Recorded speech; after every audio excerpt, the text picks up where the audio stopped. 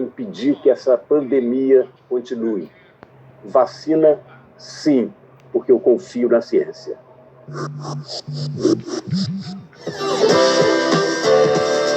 Fala, galera! Você está em casa vivendo um período diferente, né? Sabe que nós, professores, também. Aulas por internet, distanciamento social. Mas, ó, não se preocupa não. O Futura tem uma proposta para você.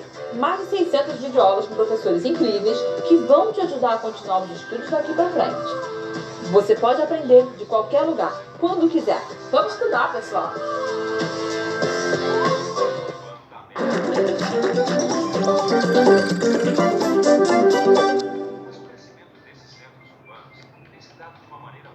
Atenção! Começa agora uma teleaula de artes plásticas do ensino médio. Você vai assistir a teleaula de número 5. Bons estudos!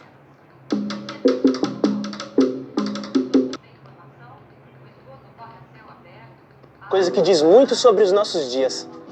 Já pensou se fosse na Idade Média? Ia ser o cavalo. Já pensou que zoeira a gente fazendo entrega a cavalo, meu? Você já parou pra pensar como a paisagem ao redor, a cidade em que você mora, a memória, os objetos, enfim, como quase tudo isso, de uma certa maneira, ajuda a contar a história das nossas vidas e do nosso mundo? Então, quer dizer que esse gibi que eu estou lendo tem a ver com a história dos nossos dias? Não é uma ideia interessante? Parece. Tá a fim de saber sobre a arte e o tempo? Então vamos nessa. A história da arte é a história das sociedades. Nesta teleaula, vamos ver que a arte é um meio de conhecimento de outras épocas e lugares. Vamos aprender que o contexto influencia e é influenciado pela criação artística. Vamos ficar sabendo um pouco sobre a arte da Idade Média, a arte das histórias em quadrinhos e das preocupações com o meio ambiente refletidas pela arte contemporânea. Olá, por favor. Você acha que vestida assim, desse jeito, eu sou uma legítima representante do século XXI? Claro que não, de jeito nenhum, isso aí é muito antigo. Por que não? Não, eu não acho. Não parece. Os trajes não são adequados à época de hoje. Não, hoje em dia, com tantos estilos diferentes, por que não? A gente por causa da moda, né? Eu acho que tá um pouco no passado, entendeu? Está para o século XVIII e XVII. Século XV, século XVI... Acho que do século XXI, não. Um momentinho só. Alô? Eu não posso atender agora, eu tô trabalhando. Você acha que ele está mais próximo da nossa realidade? Sim, está com o aparelho celular. Século XXI. Você acha que ele está mais próximo da nossa realidade? Sim, está com o aparelho celular. Século XXI. Eu acho que agora ele tá com o nosso perfil do tempo atual. Um pouco mais moderno, né? O celular. Diferente da roupa. Considero que todo acessório, roupa, com certeza pode representar uma época, uma cidade ou qualquer outro lugar.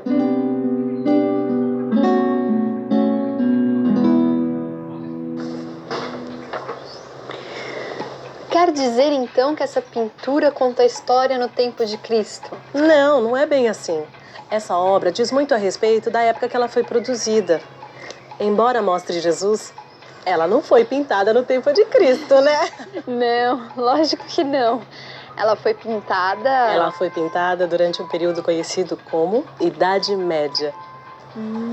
Naquele período, a Europa estava dividida em diversos reinos fracos e a Igreja Católica tinha grande poder. Essa obra foi produzida por Giotto, um grande artista italiano nascido na segunda metade do século XIII. Uma coisa você já disse e dá para perceber pelo tema do quadro. Naquela época, a igreja era muito poderosa. Exatamente. Naquela época, poucas pessoas sabiam ler, então a arte era uma forma de contar as histórias escritas na Bíblia. A arte é um meio bastante eficaz para se conhecer o contexto e, sobretudo, o momento histórico, no sentido do registro histórico do tempo, do entorno em que esse artista vive e, sobretudo, o aspecto crítico, né, que é o papel, o principal papel da arte é o de ser crítica, porque quando se fala em crítica, se fala, evidentemente, no registro que reconhece o tempo histórico em que ela foi produzida e o entorno que cerca o artista. Vamos pensar um pouco. Olhe melhor aquele quadro de Giotto, A Lamentação de Cristo. Repare que a perspectiva já estava presente em sua obra. Temos uma noção de profundidade, mas isso é obtido de forma intuitiva, através da variação de tamanho e posição das figuras, bem diferente da perspectiva científica do Renascimento. Mesmo assim, a obra de Giotto representa um avanço na arte medieval. Essa noção de profundidade não existia nas obras desse período. Outra novidade é a representação natural da figura humana e da natureza. Repare na expressão de dor dos rostos. Antes de Giotto, havia modelos iguais para os rostos e as árvores, que eram simplesmente repetidos nas obras.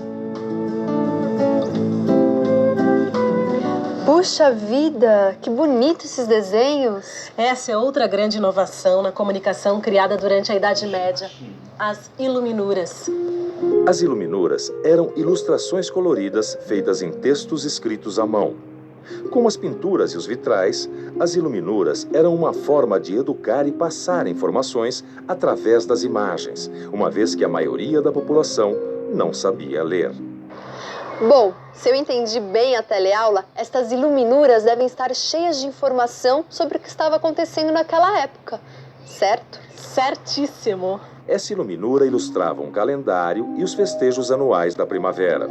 Foi feita na fase final da Idade Média, e nela pode-se perceber o enfraquecimento do poder da Igreja. Sabe por quê? Porque não se trata de um tema religioso. Isso!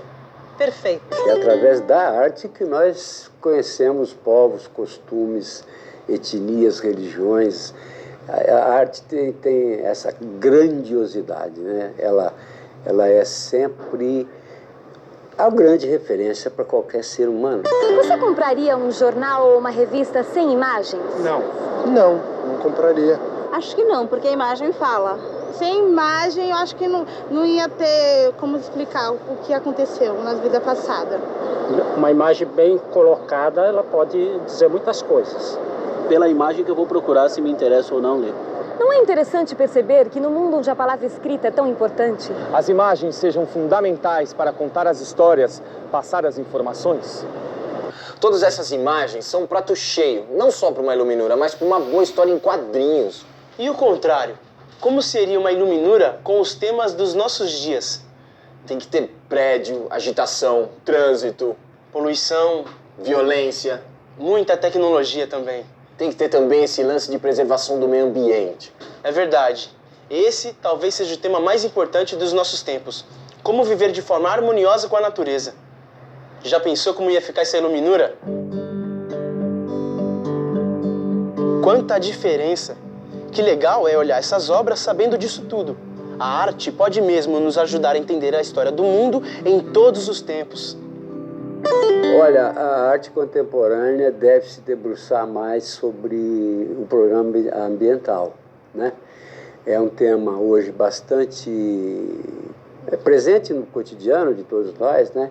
E acho que aí tem, sim, a arte um grande papel, que é o de não apenas conscientizar, mas de engajamento mesmo pela preservação do planeta. O polonês naturalizado brasileiro, Franz Kleiberg,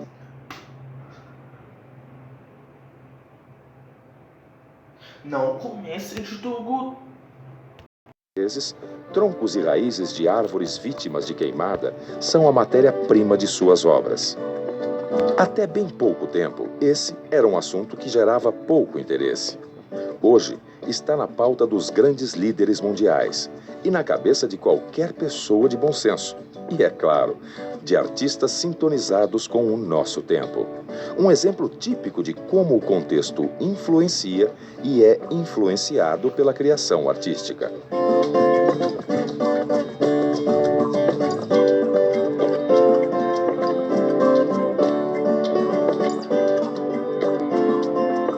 O nosso dia a dia é esse aqui, ó.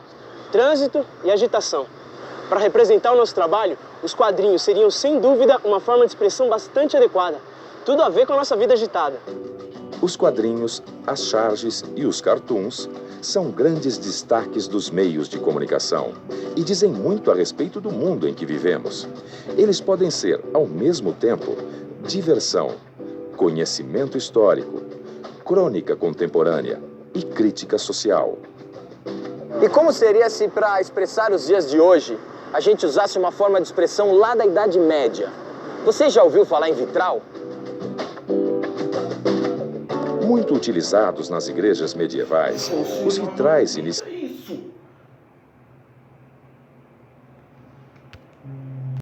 garantida nessas manifestações. Portinari foi o primeiro, entre os eruditos brasileiros, a manifestar a preocupação em valorizar a cultura popular. Na década de 70, Ariano Suassuna e um grupo de artistas criaram o Movimento Armorial, que incentiva a criação de uma arte brasileira erudita, baseada nas expressões culturais populares. A palavra armorial relaciona-se ao livro onde são registrados os brasões dos reinos e famílias nobres, remetendo também às coloridas e brilhantes bandeiras e estandartes das